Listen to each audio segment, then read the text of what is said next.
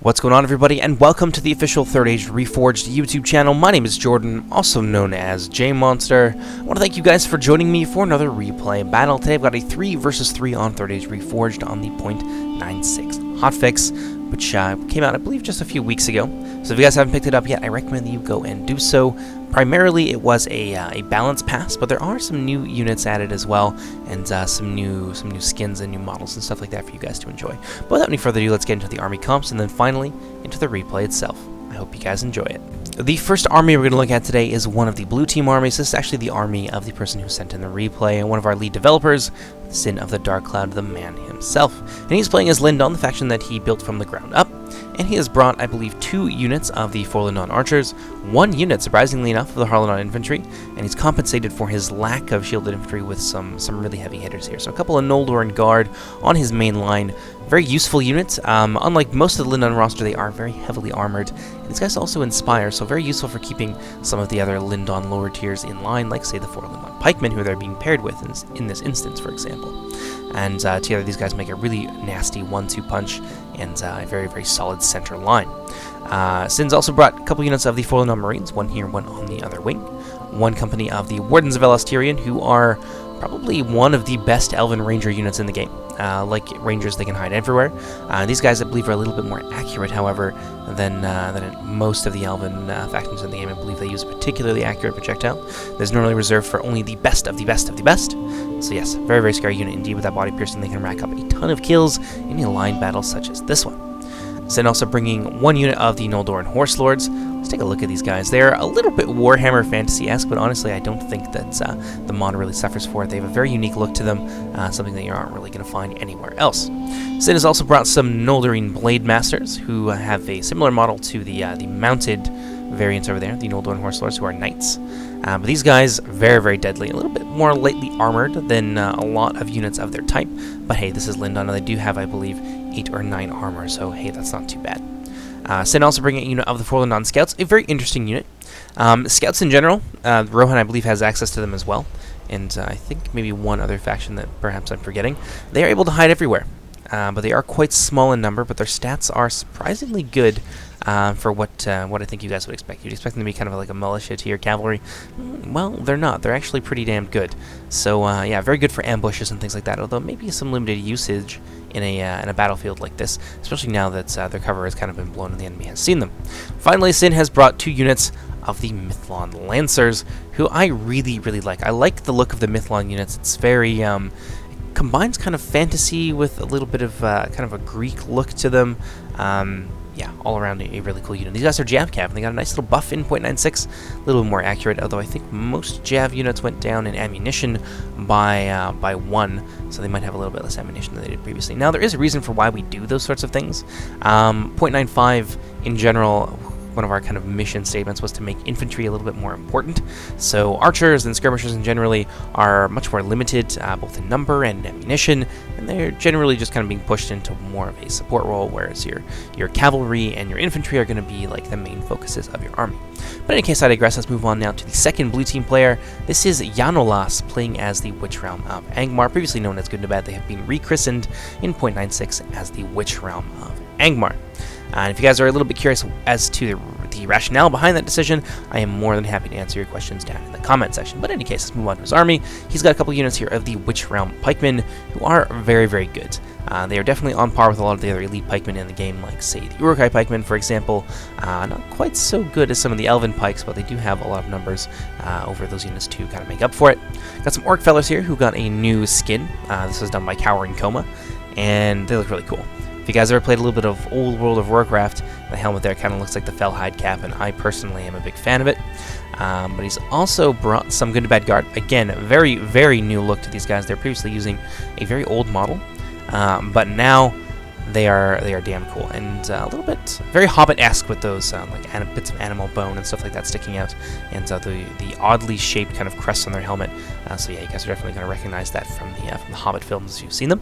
Also got 3 units here of the Guardians of Karn Dûm. Now all these heavy units, I forgot to mention, do have an armor upgrade now. So when you upgrade them, they turn to that jet black from the previous patch, with a little bit of extra trimmings and trappings that Cowering Coma added to them. But yes, if you guys want the old jet black models back, that's something that you definitely have an option to do now. But the Guardians of Carn are an exceptionally good infantry unit.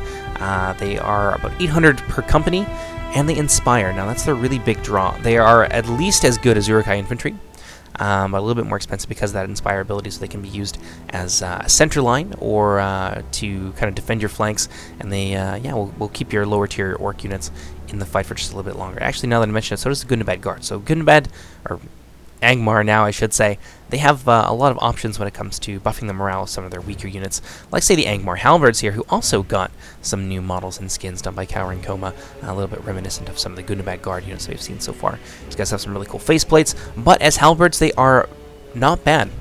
What they lack in defensive power, they make up for in their sheer numbers. Now, out in front, we've got some Angmar Marauders who share a similar model. Again, another really cool facelift done by Cowering Coma. Mostly you're going to use these guys for their just for their sheer numbers. They have pretty good attack. Now, one of Gundabad's faction bonuses is that they don't suffer penalties for their larger unit sizes. Now, normally, units that go over, in the case of infantry, for example, over 160, they lose percentages off of their overall stats. But these guys do not suffer from that. But they are a little bit lower in their defensive stats, just kind of to make up for that, and a little bit more expensive as well than some other orc units. Moving on now, we've got, where are they? I know we've got a unit of the Blackwatch Legion. Indeed, here they are. And this is going to be serving as the General's Bodyguard, which is a little bit of a strange decision, because normally you have your Blackwatch Legion on the front line, and you use them to push, to try and break enemy lines, and to follow that up with a big surge from your Orcish infantry. So to have your General in there is a very risky proposition, probably not one that I would have gone for. But in any case, there it is. The General's hanging out right there. And finally, we have a Catapult unit, which it's pretty straightforward. It's a Catapult. It does exactly what you'd expect it would do. Moving on now to the third and final Blue Team army, we have the Dwarves of Khazad-dûm, being commanded by General WVPM. And yeah, he's brought a couple units here of the Khazad Orc Hunters. I believe 3 units of them in total. These guys are a little bit different than your standard archer unit. They have a little bit higher missile damage. Now, they've got about 7. Not too many archer units in the game have 7. I think most of them that do are horse archers. We could have changed that a long time ago, but I wanted to keep that in just because Khazad-dûm doesn't have a lot of range options. They've got no crossbows, and they've got limited thrown weapon options, so to have a little bit of extra oomph on their orc archers is, I think, an important part of Khazad-dûm's roster, which is generally very infantry focused and a little bit slower than the average human or elf or orc. But in any case, General WVPM, there's a lot of bilabial sounds in there that's really killing me. He's got 2 units of 1st Legion Pikes, a few units of 1st Legion Infantry, I believe 3 units of them. His center is composed of a couple units of the 4th Legion, who are very good at holding the line and actually really deadly. Now, normally your spear units are a little bit less powerful against infantry, but these guys, a lot of armor, a lot of shield value, and a surprising amount of damage as well, so definitely not something you want to underestimate. Second line, or third line I should say, is composed of Sons of the Fallen, who are an Inspire unit. Going to be useful at keeping some of the other units in line. Second line here of 2nd Legion Axe Infantry. Very, very deadly with their 2-handed axes. They are also AP. 1 unit of the Khazad-dûm Reclaimers, which is an important unit now in 0.96 because many of the Javelin units and Throwing Axe units and just hand projectiles in general have lost their Throne trait. Now, for those of you not familiar with Medieval 2 stats, the Throne trait is what allowed those units to absolutely massacre Mumakil and elephants in general. So if there's ever another elephant or elephant class unit in the game, these guys will be very good at taking them down because unlike the rest, well, the majority of the thrown weapon units in the game, these guys have retained that trait, just to give Khazad-dûm a little bit of options and prevent Harad from simply being able to rush down a Khazad-dûm army, break them apart with Mumakil and things like that. Now they have a really nice nuclear deterrent here for those large expensive units, so that's nice for the Dwarves of Khazad-dûm. Over here we have the Guardians of Khazad-dûm, or the Guards of Khazad-dûm, I believe is what they're called now. And they're an interesting unit. Now, the Khazad-dûm elites, in order to prevent them all from feeling very samey, which is one of the problems that I ran into earlier on when I was doing the stats for this faction, was that, yeah, their elites were really, really the same. So this unit here has 3 HP. It's one of the very few 3 HP infantry units in the game. In fact, I think it is one of 2, the other one being Barrow Whites, which have a new model in this one. Unfortunately, you won't get to see them in this battle. But these guys are a little bit tankier, and I think they've got a little bit less numbers than the Mithril Guard, for example. The Mithril Guard are AP, but only 2 HP. And these guys, I think, are a little bit more well-armored than that unit. So there's these guys are tankier and a little bit better at dealing with kind of large amounts of infantry and things like that, assuming that you support them. I believe these guys also cause fear, whereas I think the Mithril Guard No, it's a Mythic Godly Crossfire, and I believe these guys inspire, so great for using them as an anchor to your line as well. So a very multi-purpose unit, and a definite choice to be made there when it comes to the Khazad-dûm elites. But in any case, let's go ahead and let's see what Team Red has brought to the battle today. The first Red Team army we're going to look at today is the opposite force from Khazad-dûm. We have the forces of Arthedain, who have changed very, very much. They're being commanded by Lucer, and they finally got their own faction bonuses, which, from what I understand, has really made these guys feel unique among factions. Now, previously, the approach to Arthedain was that they were kind of an everyman faction. They didn't have a set of faction bonuses, but neither do they have a set of kind of drawbacks, which is what most of the faction bonuses have kind of worked into them. So, Arthedain now, among the Dunedain factions, like, say, Gondor or Cardolan and things like that, Gondor focuses a little bit more on being heavily armored and tanky, and their spears get nice buffs, but their cavalry is not so great. So Arthedain is a little bit of the opposite of that. They don't get the same kind of attack bonuses, say, that the Gondor forces do for certain kinds of infantry, and they don't get like the shield bonus that Gondor gets, where when Gondor units are shielded, they get +1 stats, so +1 damage, +1 MD, etc. Arthedain gets bonuses to their Dunedain infantry, so their Dunedain infantry gets attack and melee defense, and their cavalry gets I believe +1 stats as well, and +1 attack and extra armor and morale and things like that. So the Arthedain faction's cavalry is especially deadly, and their Dunedain units got a nice little buff in the patch as well. So that's a nice thing for them. A couple units here of Fornester Rain Knights being brought by Lucer. He's also got some Dunedain Peacekeepers, one here, one on his other wing. You can see them over there. His center line is composed of Arthedain Pikemen and some Gate Guards as well to keep them online. Nice little Inspire unit there in the form of the Gate Guards. But there's no shielded units here, so this is definitely a big gap in the Arthedain army composition for this battle, so that they don't have any shielded units to keep their Pikemen alive. So the Pikemen have decent armor, but yeah, definitely a weakness here for the Arthedain center. Lucer also bringing some Knights of Illuminas.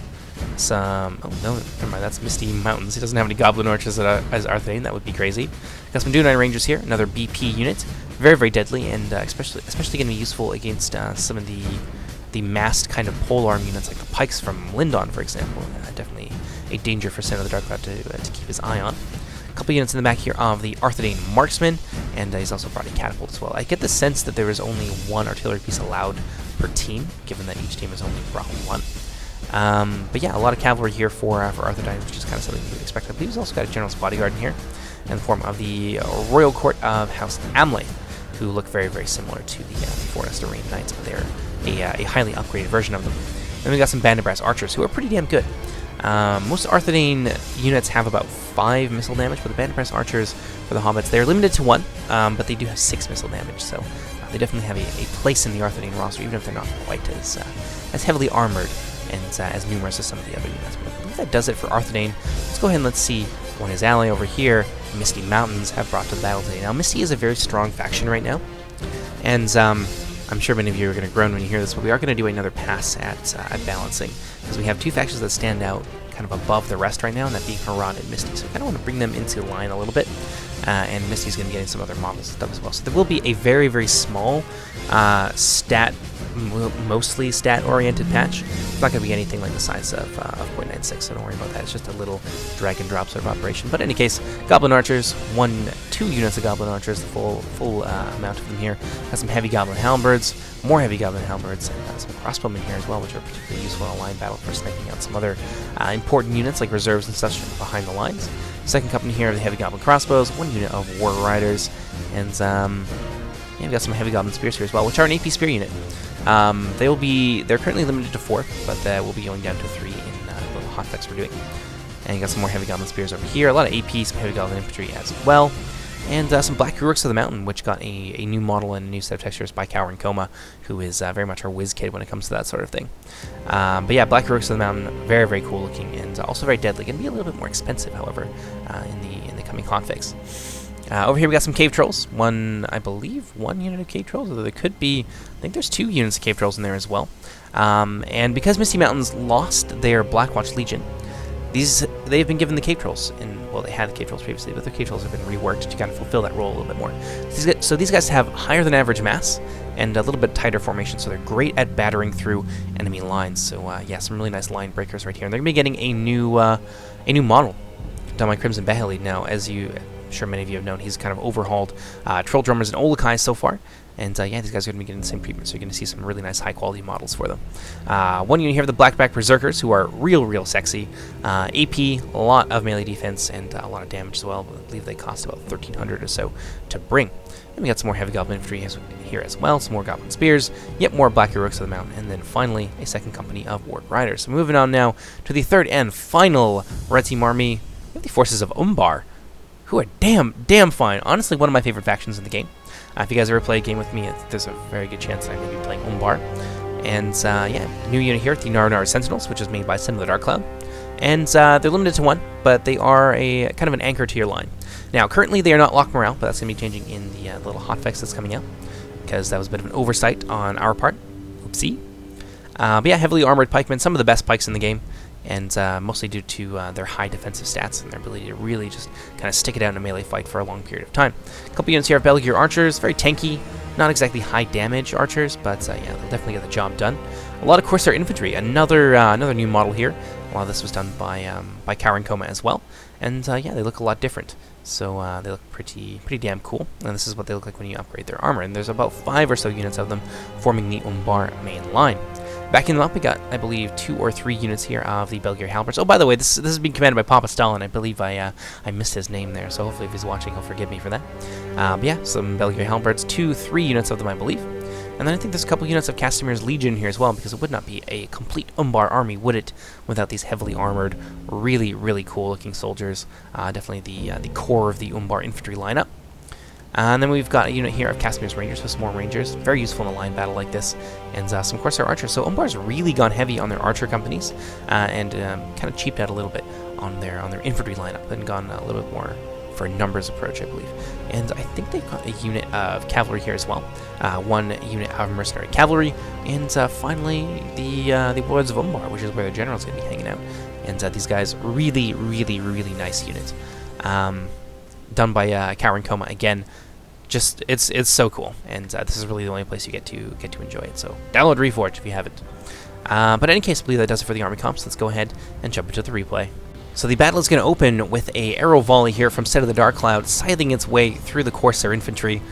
Not going to do a ton of damage to them. They are reasonably well spread out. It looks like Sin of the Dark Cloud is now going to change his focus onto the Mercenary Cavalry, which is a good idea. These guys are melee cavalry, so they can do really nicely against Lancer units, especially the Mithlon Lancers, for example. These guys would definitely chew them out in a big way. So taking these guys down is going to relieve a little bit of pressure on the cavalry lineup of the blue team. Now, looks like we got a bit of a cavalry sally here from Sin of the Dark Cloud, going forward with his Noldoran Horse Lords, and that is because there's really no spear units nearby to support this lineup. So this is a nice attack of opportunity here, and he's going to be colliding with those Belgier Archers, doing a lot of damage to them. Forlorn Scout's going to follow that up with another charge as well into the Umbar Infantry and into their Archers. Sin of the Dark Cloud's probably going to want to pull out of there as quickly as possible. It looks like he's going to follow it up, though, with some more of his Mithlon Lancers. And, yeah, very aggressive cavalry play here from Sin of the Dark Cloud. He's going to be able to retreat out of there with relatively light casualties. Mithlon Lancers getting a nice charge into those Belgier Archers, really thinning out the Umbar skirmishing line, which they invested so much of their money into. This is a bit of a disaster here for the Umbar player.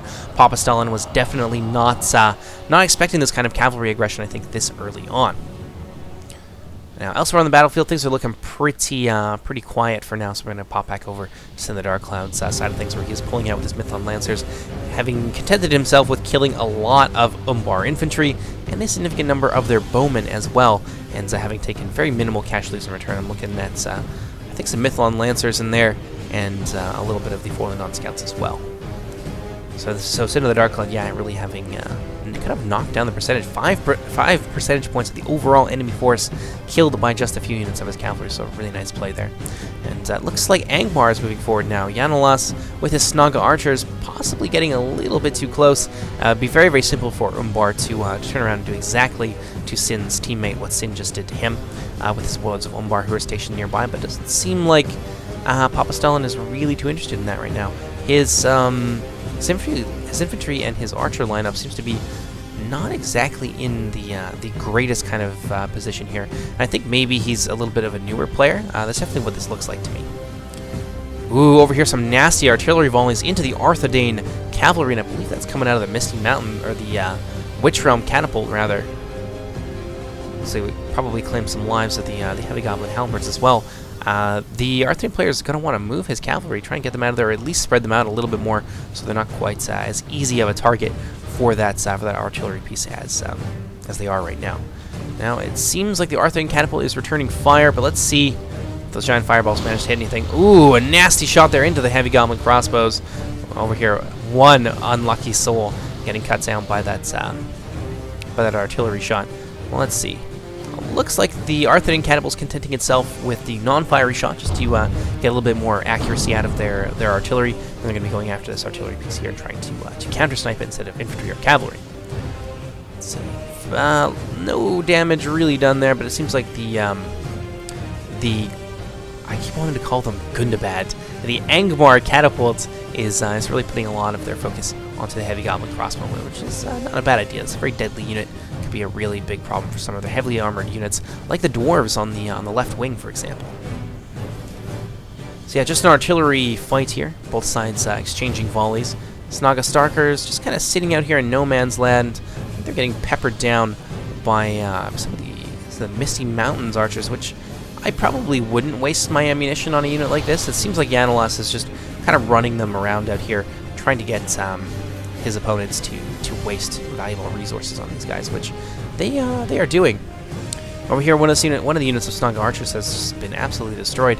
Now, normally you don't see these units die this quickly, and I think it's because, from what I can tell here, they weren't exactly in the greatest formation. So Yanalas, possibly one of the newer players as well, not really spreading out his archers, and as a result, the Snaga archers got killed pretty quickly. Snaga Stalkers still just kind of doing their casual jog out here in no man's land, being peppered down by the enemy, but it looks like the Arthedain player's kind of caught on a little bit to what Yanalas is about, and has now stopped trying to snipe them out. Another artillery volley there, taking out some more Fornoster Rain Knights. Really getting a lot of value out of the catapult so far, thinning out some of the important Arthedain assets, that being their cavalry. Ooh, Arthedain returning fire, going after, what is he going after? Some of the Guardians of Karn Doom, and taking down some of the Khazad Orc Hunters as well. Not a bad idea. Seems like Gundabad is really repositioning a lot of their forces. It may be that they try to break the blue team's right wing with a very, very concentrated assault of both the Khazad Doom and the Angmar armies. But we'll see what happens there. Ooh, the 3rd Legion Pikes now being focused down by the Arthedain catapults. Dwarven player kind of fallen back a little bit, maybe readjusting here, trying to widen his formation, minimize the damage that the catapult is able to do to his infantry, which is a good idea. Over on this end, let's see what Sin the Dark Cloud is up to. He's really kind of moved up very close on this spur here, taking a very strong position, giving himself a little bit of a hill advantage here against his opponent, the forces of Umbar. And he's in a good spot here to begin to snipe out some of the frontline units, but it seems like he's kind of holding back right now. These are very much fodder units, and I don't think he really wants to use all of his ammunition on them really early on in the game, especially when Umbar still, even with the losses that they suffered early on, they still got a fair amount of archers. So yeah, holding on to his ammunition at this point is probably a good idea. Ooh, what do we got here? The Narnar Sentinels now being targeted by the Angmar catapult. Not a bad idea at all. These guys are in a bit of a block formation and very, very close to the front lines. So yeah, making them an easy target for the Angmar catapult. Let's see what the Arthedain catapult is about. It might be still going after some of the 1st Legion, kind of redeploying itself here a little bit, although I don't think it's really managed to do all that much damage. What do we got here? Snaga Stalkers going after the Goblin Archers. They're going to suffer a volley from the front. I think that might be enough to rout them. Yeah, a lot of them just died right there, and they're going to charge in and rout nearly immediately. They've already taken far too much damage, and yeah, the morale is suffering as a result of that. We got on here some of the Corsair infantry kind of shifting itself around. Goblin Archers getting a little bit farther out there, trying to put a little bit of pressure on the Angmar line. Snaga Archers returning fire. Ooh, fire arrows. Very, very deadly. Very, very beautiful. Looks really cool every time a big volley of that goes into the air. But I don't think it's going to be able to kill enough of the Snaga Archers quickly enough with just a single company focusing down that the fire arrows are really going to be worth it. And I think in this exchange, yeah, those Snaga archers are probably going to get the better of the goblins, and they really seem to be. Yeah, the Snaga archers at this point actually outnumber them. Arthur now moving forward with a large contingent here of their skirmishers. Now they're quite far away from the Arthurian pike blocks as well, so a cavalry assault here could be an option for the blue team. I believe this is the blue team, yes indeed. And yeah, that could really pay some dividends for them. But of course, they are going to have to advance into the teeth of quite a lot of skirmishers at this point. So we'll see what they end up doing with that. What do we have over here? Some good and bad. Some trolls of good and bad. I believe I missed those in the not the skirmishing phase, the arm composition phase. But yeah, they are definitely present on the battlefield today. Ooh, the Angmar catapult really suffering. Red team is definitely winning this in this artillery fight here. Once they destroy that catapult, they are going to have basically free reign. But is it going to be worth it? There's a lot of ammunition that's been spent on trying to blow up this catapult, and yeah, they may not have a whole lot left over to blow holes in the blue team's lineup. But let's see. Ooh, that was real close. One of those trolls almost took that right to the face. Very close indeed. Yeah, Lass is going to start to move his trolls out of position, try and get them away from that catapult, which seems like it's almost targeting him. I could definitely see him getting that impression. Let me out of here. Snaga Stalkers still routing, running back to the line, pathetically.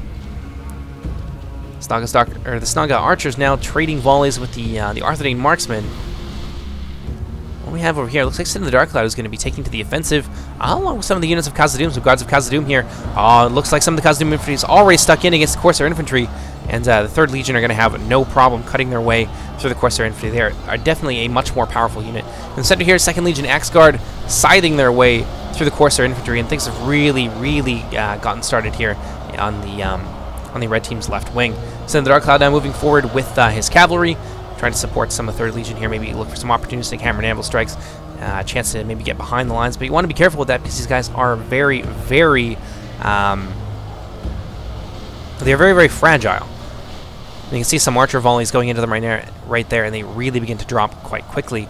Mercenary cavalry moving in to try and drive off the Frolan scouts, which they are successful in doing. 2nd line now being engaged to support the Corsair infantry, although a little bit too late from Papa Stalin here, as the Corsair infantry are beginning to fail, and actually one of them has now broken. Well, these halberds here, they're going to do very well indeed against the 3rd Legion infantry. This is the kind of unit that they are very much designed to fight. Well, let's try and slow things down just a little bit here so we don't miss too much. The force of Angmar really butting heads with the red team now. Heavy Goblin Spears engaged against Angmar Marauders. Dune 9 Peacekeepers having been brought forward to try and anchor the line. A bit of a breakthrough here in the center of the Arthurian forces were a little bit too slow in getting forward.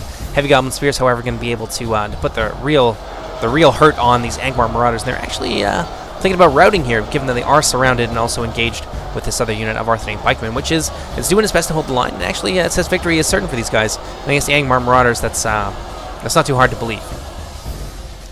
Let's see what's going on over here. It looks like the rest of the good and bad forces are a little bit sluggish, and that is going to leave the red team's right wing unengaged for the time being. But there are some nasty units over here. Really, this is where the majority of the Arthurian pikes seem to be concentrated, and of course, there's the gate guards over here as well. So this is going to be a tough fight, I think, for the Witch Realm of Angmar, because not a lot of skirmishing power went into the pikemen. As I mentioned a little bit earlier on in the game, it was a big weakness of the Arthurian line, and if the skirmishers are really focusing on cutting down the pikemen, well, that really would have thinned out Arthurian's front line by a significant amount. They don't have any men-at-arms, and they don't have a ton of other auxiliary units to back up these pikes, so once they're gone, they're gone.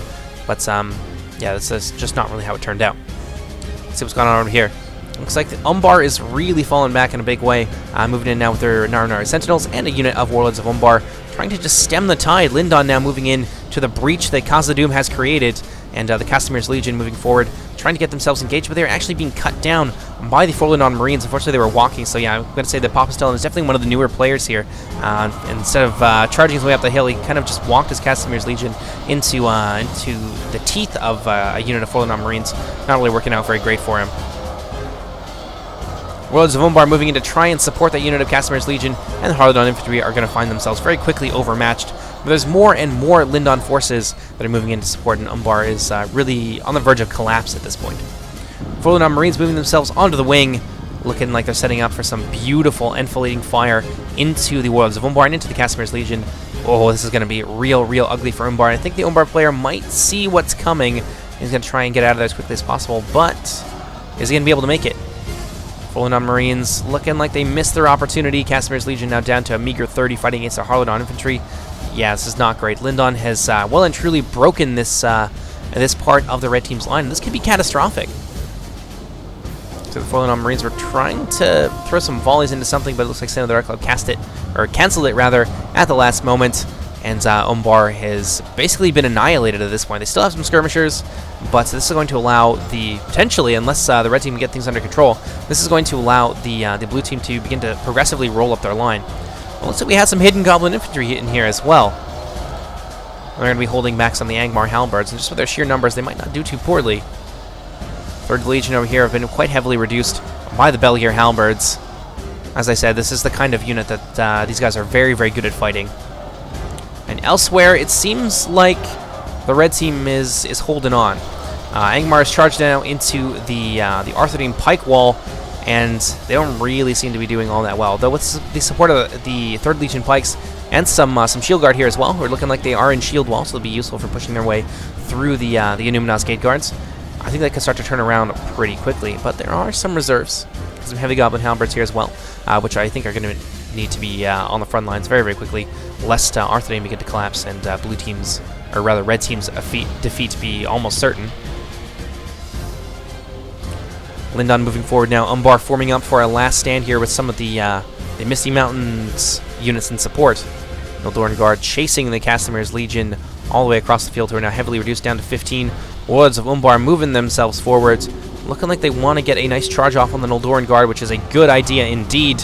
This unit does not have a ton of defenses against Lancer charges. That's going to be a nice charge there as both sides really move in for the kill. Now, heavy goblin infantry fighting against Nildorn Guard and the Forlorn pikemen, that's going to be pretty tough, but there are some goblin spears nearby and some Narnar sentinels. So this is a really potent counter push here from the red team, so hopefully they can start to turn the tide here a little bit against Into the Dark Cloud, otherwise they're going to be in a lot of trouble. Let's see what we got over here. Heavy goblin infantry just kind of holding the line. Guards of Khazad-dûm taking some volley fire in the flank. Casimir's Rangers somehow being engaged in close combat. Hopefully they manage to get their money's worth out of them. Goblin infantry holding the line here, but being attacked on the other side rather, by Angmar halberds and pinned by 2nd Legion and Guards of Khazad-dûm. This is a pretty bad situation for those goblin infantry to be in, and this portion of the Misty Mountains line could start to fall away pretty quickly. Angmar halberds here in a fight against goblin spears, but they are going to slowly win out because of their range over the goblin spears. Both of them are AP, but yeah, the halberds have the range. Dunai Peacekeepers holding position, not really able to move anywhere lest they expose a large hole in their line. But over here, it seems like things are going a bit better. Arthurine Marksman now out of ammunition, charging into the Angmar halberds. Hopefully this will be enough for the blue team to start to pull it back, at least on this end. This is where they really need a win. Angmar units pouring in against the Arthurine pikemen. Arthurine is doing their best to hold the line, but the Numinas Gate Guards really have taken a lot of casualties very quickly, and I think a lot of that has to do with the 1st Legion pikes and the support that they're being given by the Shield Guard. Shield Guard now having broken through the lines, coming in to the rear here against the Arthurine pikemen. I think this is game over for the red team. What do we got over here? Guardians of Karn Doom running into a bit of a snag here in the form of the Dunai Peacekeepers. They're holding the line quite nicely. Catapult unit has somehow been routed. I'm not too sure how.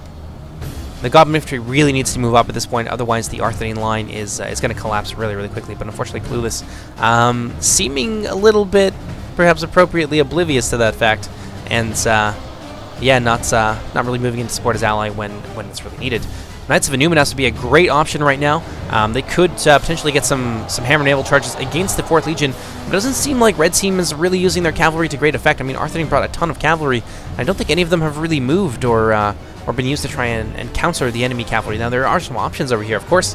They could potentially use this gap being held down by Dunai Peacekeepers to try and get in behind the line, but they seem to be content to just kind of sit around. But it looks like, you know, maybe I spoke a little bit too soon. Arthurine now moving in with their cavalry, possibly going to move to exploit this gap, but we'll see what happens here. We'll see how things are going with Umbar and the Misty Mountains. Goblin Archers have been moved in to try and hold the line, but against the Noldor Horse Lords and the Mithlond Lancers, they've actually broken and are now fighting to the death. So now that the cavalry's pulling out of there, Goblin Archers are going to be free to rout, and that section of the line is going to collapse very, very quickly. Over here, Nar Sentinels fighting against an Noldoran Guard and the Forlorn Pikemen. Things aren't going great. Goblin Infantry and some Goblin Spears have now begun to rout. These guys are completely denuded of any support that they might have otherwise had, and Lindon is now free to move in and surround this final pocket of Umbar resistance. And you can just see the blue team really just moving through at will against the red team's formation here. Now, Arthedain has brought their cavalry in, but they're just kind of, again, they're just sitting here, and this is really a tragic misuse of his cavalry. He spent a lot of money in them, and he's not really doing anything with them. Looks like someone's general just died. Possibly the Blackback Berserkers had the Misty Mountains general in them. I'm not too sure where they are fighting right now, actually. I'm going to try and find out. I think it might be over here. Yes, indeed. Cave Trolls, along with the Blackback Mountain Berserkers. Cave Trolls not being used used much either. I really didn't see them, and at certain kind of crisis points that would have been very useful for trying to shut down this push here against, this push here by Sin of the Dark Cloud and the Dwarves. Now, there's a unit of Cave Trolls fighting against an Noldoran Guard, but they're unsupported. I mean, they've got some Belegar Archers nearby, but it's just not enough. Now, they would have been really useful for giving the Goblin Infantry a bit of an edge, possibly preventing them from routing and things like that. And yeah, it's just really unfortunate here to see the blue team, or rather the red team, giving up a lot of really big opportunities. Blackback Mountain Berserkers not really doing a whole lot right now, just kind of sitting around. Yeah, really unfortunate to see. Black Urks of the Mountain, however, have been committed, and they are making mincemeat of this unit of Forlorn Pikemen, and they are actually going to effect a bit of a breakthrough here, and maybe they'll be able to move in and support the Forlorn Marines, or support the Corsair Archers, rather, against the Forlorn Marines. Harlan Infantry mixed in with some Noldoran Blade Masters have just cut down, I think, the remnants of the Goblin Archers. And they're fighting against something right now.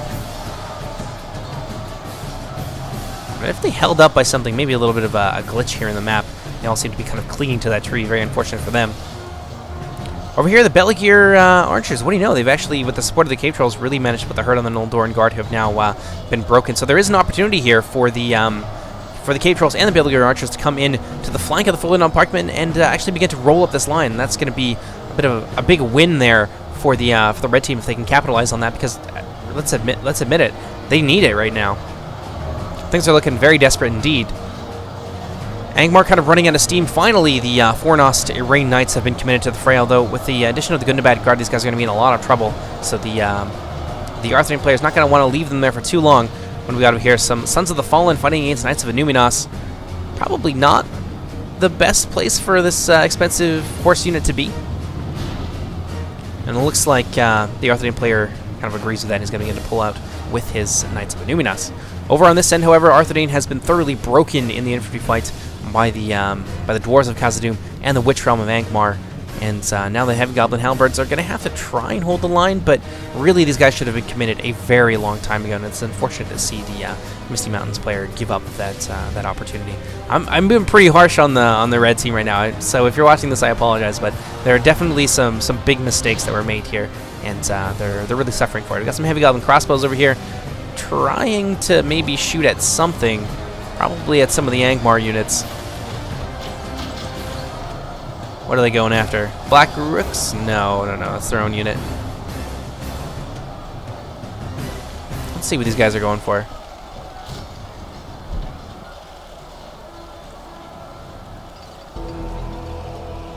Come on, guys, you can do it.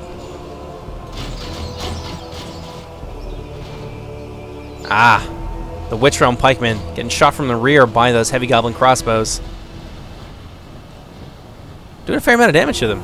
Although they are quite far away, and these guys are only going to have a few more volleys, I think, left in them. So possibly the 4th Legion would be a better option at this point, but honestly, there's not a whole lot I think that the red team is going to be able to do.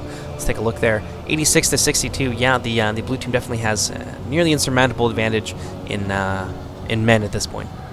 The Lord Blade Masters trying to finish off what remains of the cave Trolls alongside a unit of Harladon Infantry. Over here, the Nar Sentinels. They have almost been completely extinguished. Without any support from those Cave Trolls and from the Belegar Archers and things like that, these guys just aren't able to hold out against Lindon for an extended period.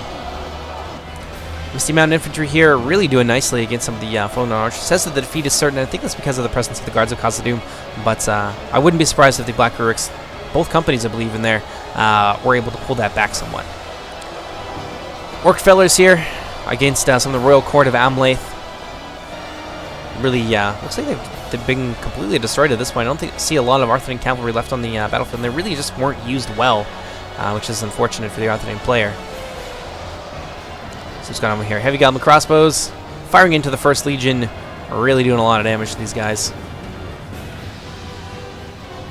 Knights of Inuminas going after... Oh, please, no. No, don't do it. It's not worth your life. Oh, dear. The Arthedain player really just throwing units away at this point. Very unfortunate indeed. Charging into the front of a pike block.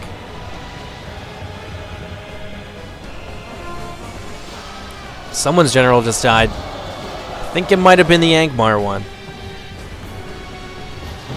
And there goes the Arthedain general as well. Unsurprising, he did charge his general's bodyguards, his mounted bodyguard, into the front of pikemen. That's Inuminas possibly about to rout there. Because of that disastrous charge, look, he's going to go back for more, which is just very, very, very foolish. I can't watch. It's too horrible. And the rest of the blue team now converging on the center, just wiping out the small, isolated pockets of resistance. Heavy Goblin crossbows, they're getting caught up in the fray and almost completely surrounded. I think they're not going to be able to get away.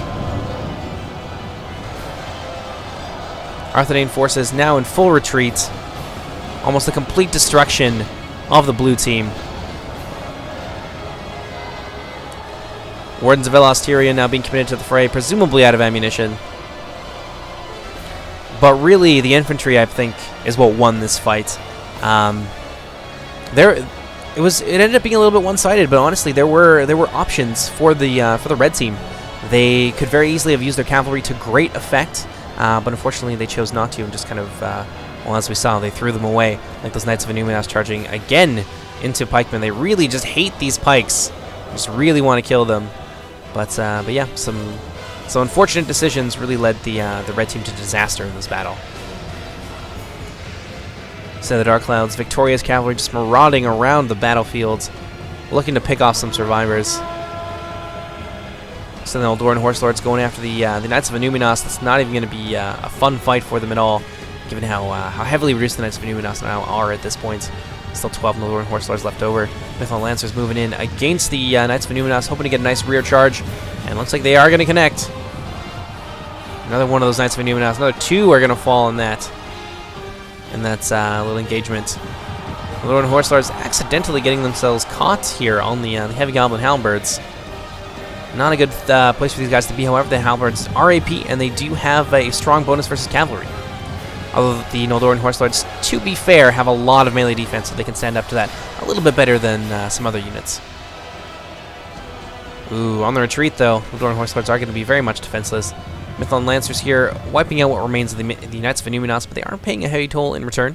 Knights of Inuminas are no slouches in close quarters. They are knights, however, and have some pretty solid bonuses against other cavalrymen. Eldoran Horse Lords, however, have those same bonuses and charging into the Knights of Inuminas. Going to completely surround them. That's going to be all that she wrote. Moving on now to the center. Not a whole lot left. It looks like most of the red team's infantry has been wiped out at this point. A very bloody battle. Let's get a nice little overhead view here of everything that transpired. Very fluid. You can really see where the Umbar player was broken here and then set up a last stand with the Misty Mountains, but it just wasn't enough. There wasn't enough support. Their support units were just kind of lagging around, and again, their cavalry really did not come out to bat for their team at this point. And then the center was much bloodier against the Misty Mountains. Yeah, much bloodier. There's orcs and goblins dead on both sides by their hundreds. And over here, Arthedain. Ooh, man, those First Legion pikes really put the hurt on the Inuminas Gate Guards, and that's just because they were unsupported. The Arthedain composition had a ton of pikes, but not a lot of units to support them, so ultimately they ended up really suffering in an infantry fight against Khazad-dûm, which is where that dwarven faction happens to shine in particular. There you have it. Let's go ahead, kick it into full speed. And that's going to be the end of the match. very good game to everybody who played. Obviously, there was a few new players, but hey, it's a learning experience. You live and you learn, and hopefully these videos are a good kind of source of that. But in any case, let's take a look at some of the kills. Son of the Dark Cloud getting a ton of kills there. Khazad-dûm getting the most. They were aggressive on basically everywhere. I think they were supporting a little bit in the center, but they were definitely a very strong presence on both of the wings, and they played a big part in breaking Umbar, and also a very big part in cutting down the R3 pike line. So great job there on the part of General WVPM. Man, that's hard to say with any sort of speed. Moving on to the red team, Papa Stalin not really doing well as Umbar, and I think that came down to comp. That was really a comp problem.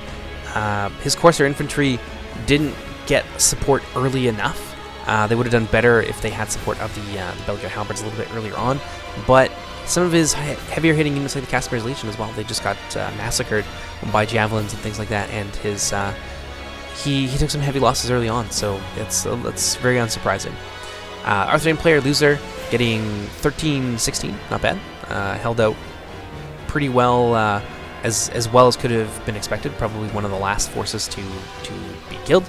Clueless was really on top of supporting his allies, but there were certain areas where he just really didn't act quickly enough. And one of those was in support of the Arthurian player. Like, he had units here nearby, which is good. He was ready to support, but he just didn't in a timely manner.